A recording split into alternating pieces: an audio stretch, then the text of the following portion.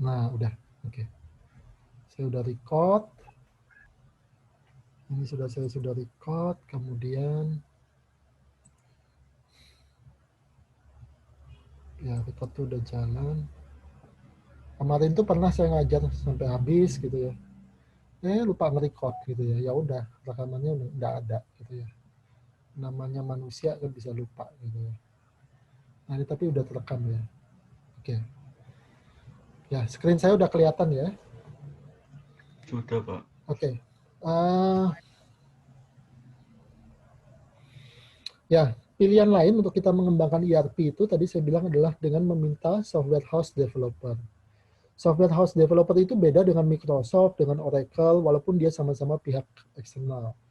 Software house developer itu adalah pihak ketiga perusahaan developer software yang kita sewa untuk mengembangkan software kita itu secara custom, gitu ya, secara custom. Biasanya software house developer itu software house developer lokal. Beda dengan branded software developer, itu adalah global brand gitu ya, developer software global, Microsoft, Oracle itu global.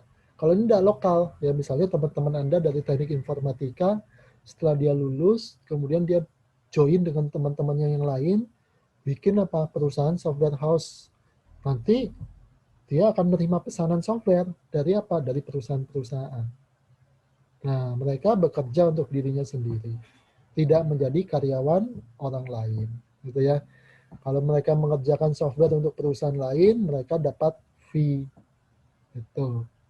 Nah, bisa kalian pesan ERP dari apa? Dari software house lokal itu, gitu ya. Tapi kerjasamanya harus jelas. Track recordnya harus kalian perhatikan. Dokumentasinya untuk pengembangan sistem di masa mendatang harus kalian minta, gitu ya. Dan yang penting, usahakan cari software house lokal yang track record operasionalnya sudah cukup lama, gitu ya. Sehingga jangan nanti tiba-tiba software house-nya bangkrut dan kalau Anda ingin mengembangkan sistem itu di masa depan, sudah tidak bisa lagi balik ke software house-nya itu. Kenapa? Perusahaan software house-nya udah pukut, udah bangkrut gitu ya. Nah, itu udah bisa lagi nanti kalian mengembangkan sistemnya gitu ya. Nah, jadi ada beberapa opsi untuk Anda mengembangkan sewa apa itu membuat atau memiliki atau mengakuisisi ERP sistem itu dengan plus minus masing-masing. Silakan kalau ada pertanyaan dulu. Ini CRM, ya. Nah, CRM ini tadi sudah saya jelaskan, intinya bahwa dia berpusatkan pada customer gitu ya, customer centric ya, karena konsumen itu adalah darah dari perusahaan gitu ya, core dari bisnis perusahaan. Sebagus apapun produk Anda, segede apapun perusahaan Anda, kalau Anda tidak punya konsumen, tidak ada pendapatan dari konsumen, pasti bisnis Anda akan sia-sia gitu ya. Nah, kemudian ini aplikasi-aplikasi CRM-nya. Kemudian oh ya, sebelum saya lupa, selain slide ini ada slide lain yang khusus bicara tentang CRM ya. Tapi tidak saya jelaskan, nanti kalian baca sendiri saja, sudah saya pasang di ULS gitu ya. Ada satu slide lain yang khusus topiknya tentang CRM ini ya. Satu slide khusus tentang CRM. Saya sudah masukkan di ULS dan saya tugaskan kalian secara informal, tidak perlu dikumpul tugasnya gitu ya, untuk membaca slide itu untuk menambah pengetahuan dan wawasan kalian. Slide-nya cukup detail, jadi harusnya nggak terlalu sulit kalau dibaca sendiri gitu ya. Dengan apa basis pengetahuan yang sudah saya berikan tentang CRM dari slide ini dan pada pertemuan kali ini. Oke, kita lanjutkan lagi. Ada pertanyaan sampai di sini dulu? Nah, kalau tidak ada kita lanjut ya. Jadi aplikasi CRM ini isi perutnya atau jeroannya ada macam-macam. Ada customer facing ya. Jadi ini yang saya bilang titik kontak dengan konsumen. Call center, help desk, Salesforce automation. Ini biasanya berupa aplikasi. Tapi kalau Salesforce automation ini aplikasi yang dipakai oleh salesnya untuk melakukan transaksi dengan kita, dengan konsumen gitu ya. Nah, Kemudian ada customer touching, ya, interaksi konsumen dengan aplikasinya itu self service, ya, misalnya seperti ATM, ya, kalau di perbankan itu ATM. Kemudian ada sistem e-commerce, e-dagang gitu ya. Kemudian juga customer centric intelligence. Ini yang tadi menganalisis data kita ya, business intelligence itu tadi ya, dan kemudian memberikan laporan dalam bentuk dashboard kepada manajemen perusahaan dari berbagai lapisan dengan berbagai laporannya masing-masing yang bersesuaian dengan level dari manajemen tersebut. Ya. Nah, analisisnya itu bisa dari sini, pengambilan data. Ya. Kemudian ada online networking, ya, bisa ada chat room, discussions, sosial media dan sebagainya yang kita bisa lakukan. Ya. Dan ini macam-macam CRM yang bentuk-bentuknya ya, jadi bisa berbasis web, bisa bentuknya online auctions, online training, ya. Dan yang paling sering dipakai itu biasanya adalah loyalty program, ya, program loyalitas pelanggan, gitu ya. Misalnya dengan pengumpulan poin. Anda bisa bayangkan nggak pengumpulan poin dari transaksi kredit card atau dari transaksi spesifik perusahaan yang lain tanpa ada sistem? Bisa bayangkan? Bisa nggak loyalty programnya jalan? Misalnya sebuah supermarket A yang punya loyalty program berupa pengumpulan poin yang nanti bisa menjadi cashback pada penjualan berikutnya. Bisa nggak Anda bayangkan? Itu nggak ada sistemnya gitu. Nggak pakai computer based information system. Bisa Anda bayangkan? Nggak bisa kan? Nggak bisa. Karena dia harus apa?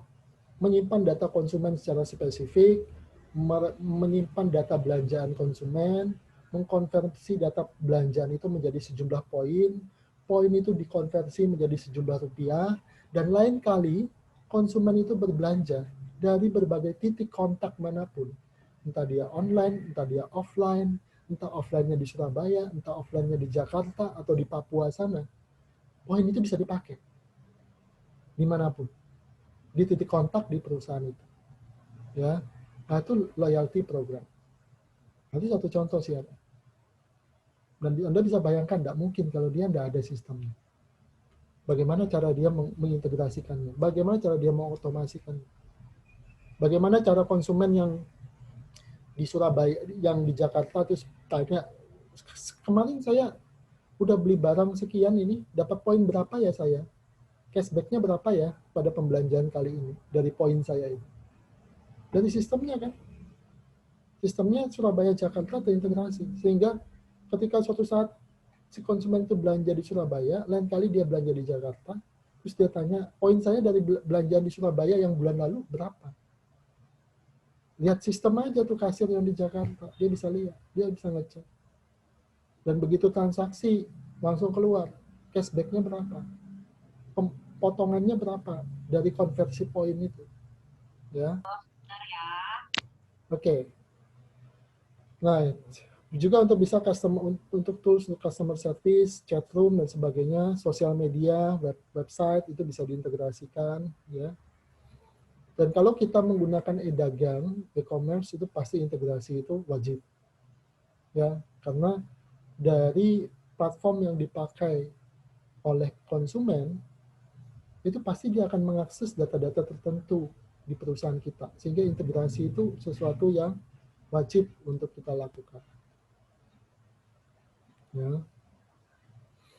Nah, kemudian CRM ini lama-lama dia bergerak menuju mobile ya, tidak lagi tradisional, dan bahkan bisa memanfaatkan apa satelit misalnya GPS ya.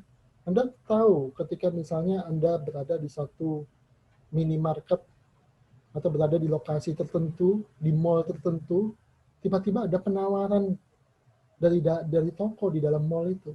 Dan dia bisa tahu Anda ada di sini. Dari mana? Dari integrasi dengan GPS, Global Positioning System. Nah, dia bisa melakukan seperti itu. Ya.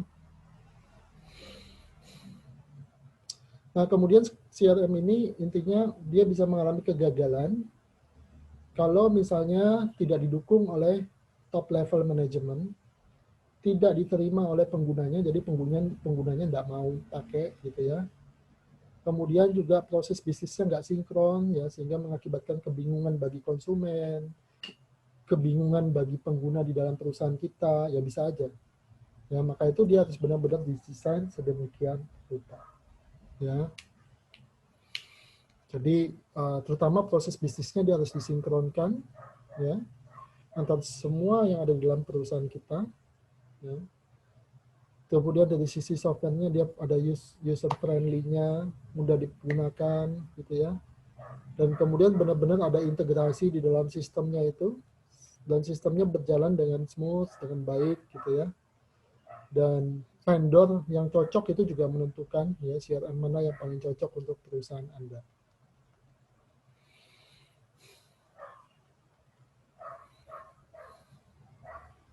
Nah, kemudian CRM ini juga akan meningkatkan produktivitas staf Anda. Ternyata tidak hanya bermanfaat bagi konsumen, tapi dia meningkatkan produktivitas dari staf Anda, ya, menurunkan biaya, gitu ya. Jadi operasional bisnis Anda akan lebih efisien, meningkatkan revenue, pendapatan perusahaan, gitu ya, mengurangi biaya inventory, ya, inventory yang rusak, inventory yang obsolete atau kuno, gitu ya, inventory yang dicuri, inventory yang ketinggalan model.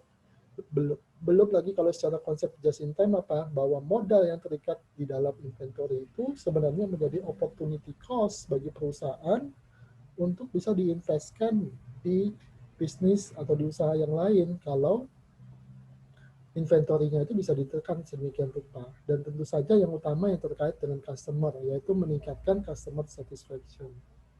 Kalau customer-nya puas, besar kemungkinan dia akan loyal. Kalau dia loyal, dia akan melakukan rebuy, repeat buying atau pembelian berulang terhadap apa itu produk kita, gitu ya. Tapi kalau dia nggak puas, ya hampir pasti dia nggak loyal. Hampir pasti dia akan switching, mengalihkan pembeliannya ke perusahaan lain. Kecuali nggak ada pilihan, kecuali Anda satu-satunya monopoli atau oligopoli di situ. Tapi kan itu jarang ya. Hampir kalau Anda lihat lanskap bisnis saat ini, hampir semua perusahaan itu punya pesaing. Ya, nah di situ. Nah, kemudian risiko-risiko CRM juga ada, ya. Jadi seringkali CRM ini merupakan suatu konsep, tapi ekspektasinya lebih besar daripada yang diharapkan, itu bisa terjadi, ya. Kemudian juga bisa over budget, kemudian sistemnya bisa benar-benar nggak mature gitu ya, kemudian usernya nggak mau mengadopsi atau ada rejeksi dari pengguna, penolakan dari pengguna gitu ya. Kemudian maintenance-nya bisa mahal, dan kemudian kalau dia merupakan silo atau sistem yang terisolasi, itu tentu dia akan tidak terintegrasi dengan sistem yang lain. Padahal CRM ini juga membutuhkan integrasi. Ya, nah itu. Oke, nah kemudian ini knowledge management yang tadi ya, ada data, ada knowledge yang disimpan oleh perusahaan gitu ya. Knowledge itu informasi yang kontekstual, relevan, actionable gitu ya. Kalau menurut istilah saya itu adalah informasi yang berkualitas gitu ya. Perusahaan itu harus well informed itu punya informasi yang baik, tahu informasi dengan baik. Tapi di era saat ini, di mana hoax itu banjir, maka kita perlu informasi yang berkualitas. Yaitu apa? Informasi yang timely, tidak terlambat, relevan, yang benar-benar kita butuhkan. Tidak semua informasi kita butuhkan, gitu ya. Perlu dipilah informasi yang kita butuhkan dengan yang tidak kita butuhkan. Ya. Dan actionable, bisa ditindaklanjuti oleh manajemen perusahaan. Ya, nah itu.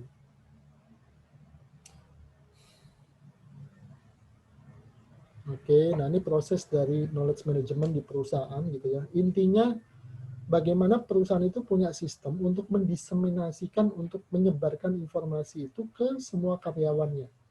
Terutama apabila perusahaan itu sudah punya cabang yang banyak, jumlah karyawan yang besar, yang tidak bisa lagi pengumuman itu sekedar digantung di papan pengumuman, karena kita sudah punya begitu banyak cabang, apalagi sekarang WFH gitu ya, work from home.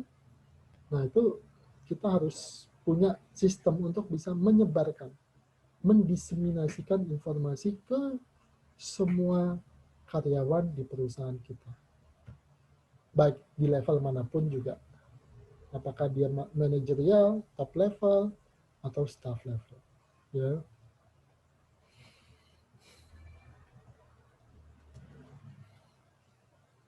Ya, ini sistem knowledge manajemennya ya. Nah, ini bisa bentuk-bentuknya macam-macam. Dashboardnya. Oke, ya saya pikir sudah selesai. Hari ini kita bicara tentang ERP, Enterprise Resource Planning. Sekali lagi, bagian ERP yang lain itu sudah slide yang lain khusus tentang ERP, saya masukkan juga di URS, silakan Anda baca secara mandiri. Konsep-konsep dasarnya sudah saya ajarkan pada pertemuan kali ini. Ada pertanyaankah teman-teman semua? Tentang apapun, tentang materi kali ini, tentang tugas presentasi minggu 6 dan 7, atau tentang UTS nanti? Pak, saya mau tanya, Pak. Boleh, siapa ini? Vincent, Pak. Oke, Vincent, silakan. Tadi Bapak ada sebutkan bahwa untuk datanya itu nanti bisa ditampilkan misalnya untuk level top, middle, dan low ya Pak ya. Oke, betul. Nah, Nah, itu kalau jadi tugas misalnya, kalian. Nah, jadi tugas ya kalian itu. betul. Kalau Sesuai misalnya di perusahaannya ya, perusahaan, sesuai perusahaannya. Jadi perusahaan A tentu beda dengan perusahaan B. Itu tergantung nanti. Datanya, ya Pak. ya data tiap perusahaan kan beda, dan kebutuhan laporan manajemen untuk setiap perusahaan juga beda. Oke, silakan teruskan. Oke. Berarti kalau misalnya misal kami nggak ada yang low, nggak ada yang top, misal cuma ada yang middle misalnya, itu apakah nggak masalah? Hah? Nggak Misalnya mungkin, datanya gini. Nggak mungkin suatu perusahaan itu nggak ada top levelnya, nggak mungkin. Nggak ada low levelnya, nggak mungkin. Pasti setiap perusahaan itu struktur piramidanya ada top level. Top level itu apa? Perusahaan itu punya direktur kan? Punya pemegang saham kan? Punya ya Pak, pimpinan berarti perusahaan. Nah, itu top level. Middle level itu manajer menengah. Misalnya manajer SDM itu manajer menengah. Operational level itu staff yang ya staff biasa gitu ya. Kalau di supermarket itu kasir itu operational level. Staff yang sering kali kalian temuin di minimarket itu operational level. Pasti ada tiap level itu di perusahaan. Nggak mungkin cuma ada middle levelnya. Oke, teruskan Vincent. Apa yang kamu maksud ya Pak. lagi? Berarti kalau misalnya cuman ada top aja misalnya, apakah nggak masalah atau harus sampai low Pak? Harus lengkap. Oh, sampai low berarti ya Pak? Ya, jadi gini. Oh ya. Kalau memang ini kan saya nangkapnya arah pertanyaan kamu itu kalau saya nggak dapat informasinya ya, betul ya? Iya Pak. Ya. Kalau kalian nggak dapat informasinya, kalian rekayasa sendiri. Jadi rekayasa itu bukan ngawur, tapi berdasarkan fakta-fakta semaksimal mungkin yang kalian miliki. Oh, bahwa ini perusahaan ini, produksinya ini, kemudian sistemnya yang kalian sudah ketahui ini. Wah, kira-kira laporannya untuk misalnya kalau kalian nggak punya top levelnya, ya kira-kira top levelnya apa gitu. Kira-kira middle levelnya apa. Nah, itu kalian create sendiri, boleh. Dengan asumsi-asumsi, data-data, fakta-fakta yang sudah kalian peroleh. Jadi tidak harus lengkap. Saya paham bahwa tidak semua informasi perusahaan itu tersedia. Dan silakan itu kalian create sendiri sebagai asumsi dan karya kalian sendiri. Dengan apa? Dengan menggali sebanyak mungkin sumber dari internet, dari buku, ya, teori dan sebagainya. Nanti kalian lihat bagaimana dikonsep dari berbagai sumber, kemudian perusahaan yang kalian pilih apa gitu ya, kalian coba create sendiri laporan manajemennya.